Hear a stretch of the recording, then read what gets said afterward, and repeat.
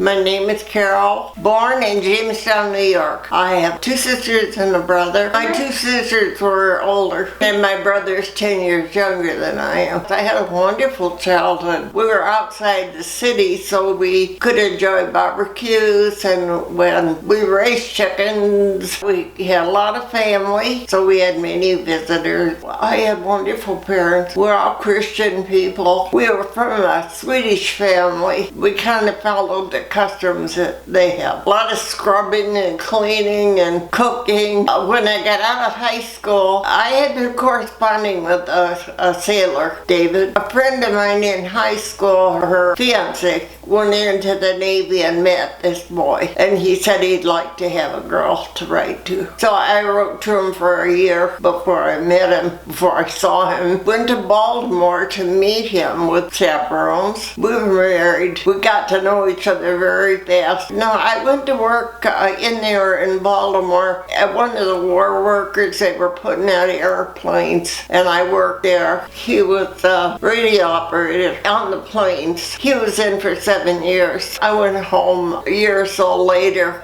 to my mother because I was pregnant. When my husband got out of service, we moved to Jamestown. It's remarkable, but the house right next door was empty, next to where I grew up. We got that house. Oh, it was wonderful. The children used to run over to see Grandma, you know. I have two sons and a daughter. Being a mother, well, I was living with my mother. She helped me a lot. I was a little afraid with the one that was kind of small, and my mother would come over and bathe her and help me. I just love my children. Second son, he was born out here in California. The weather, oh, we had terrible weather in New York, and my husband was from North Carolina, and he wasn't used to it. Hard to leave my whole family, but he wanted to come out here, so here we are. I was thrilled with the foliage, to see flowers and orange trees. First thing I did was plant an orange tree. We moved several times. We stayed with his brother until we could find a house, and then we found one in a small town called La Puente. From there we moved to Covina, nice house in Covina. Sometime I think I should have stayed there. I worked in the hospital. I was a volunteer. He went to air conditioning and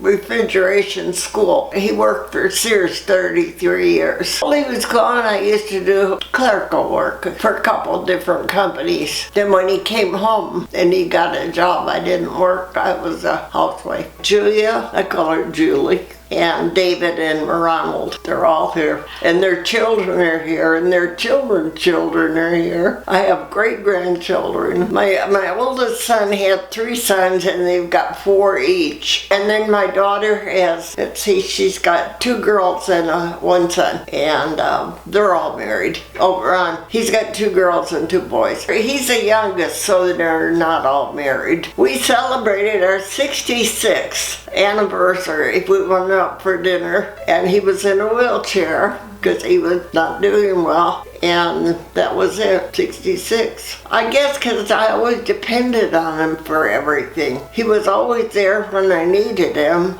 He never let me down. Oh, it's everything. It's my main thing. I wear a cross, and it's the only way to live. Oh yeah, we went back to New York, and we had a motorhome and joined a club, and we traveled. We were living up Northern California, and we used to come down in here in this area because we just had weekends. I think we made the trip back east twice. That was a good thing. Oh, we went to Fresno. My son lived there, and when his dad wasn't doing too well, he said, if you come up here, I'll help you. So we moved up there, and I didn't like it. You had to drive everywhere, and I didn't drive. We came back down to, this is where I belong. My main thing was China painting. I joined a class. That was wonderful. I would still be doing it, but I don't have the room. And you have a big kiln to fire,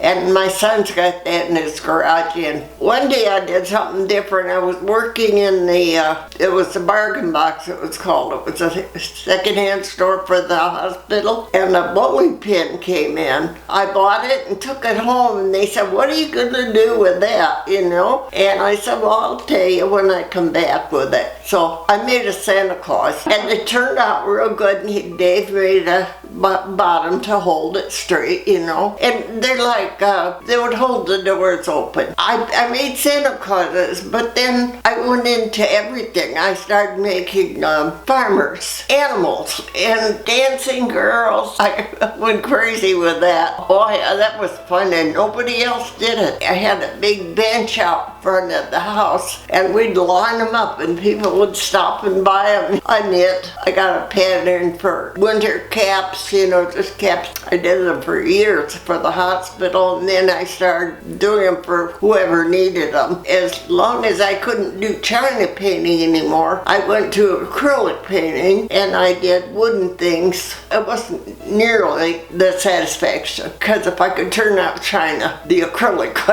wasn't cutting it. I had been in 2 other places, and each one was better than the other one. So, and this is beautiful to be near my daughter. When my husband died, she took over the finances and pays my bills and gets me whatever I need. And I had to do that. I wasn't pleased because I did like it where I lived, but when I saw this and I had so much more room, it was the right thing. And then, like I say, I have more room, especially with a wheelchair, to get around. You can get out, and there's places to go, a lot of rooms.